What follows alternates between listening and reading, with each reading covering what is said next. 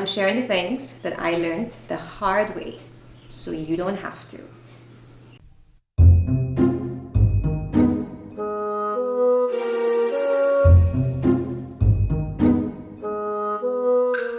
Book 2, The Eld Queen.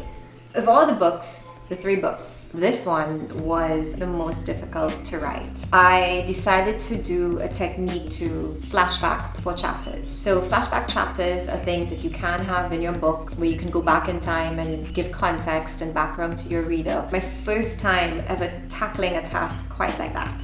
I had at least the confidence of having done the first book. I also had the understanding of how many things had made me wince in book 1, and I really didn't want to do them again. But I had given my readers a deadline of 6 months from book 1. To be clear, I made this decision that I was going to release all 3 books of my trilogy in 1 calendar year. It was strenuous, but coming down to the end of December when I'm due for release, I get this understanding that I can't release this book yet because these twists that I need to put into it, these ideas I'm getting for how to flash this thing back and do it, really important.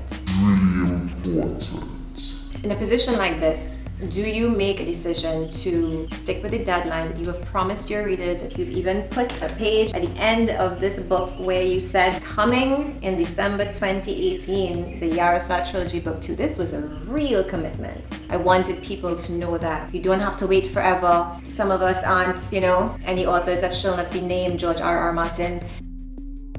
I was about to make a decision that would result either in me being dissatisfied. This is not the perfectionist thing. This is the really critical to the storyline thing. Or I could risk dissatisfying my readers. I could risk disappointing them. Do you really want to disappoint your readers? You don't. You don't, because honestly, they are waiting for your work, and if they don't get it, they don't get this blood that they need to survive, they are going to die. No, they're not.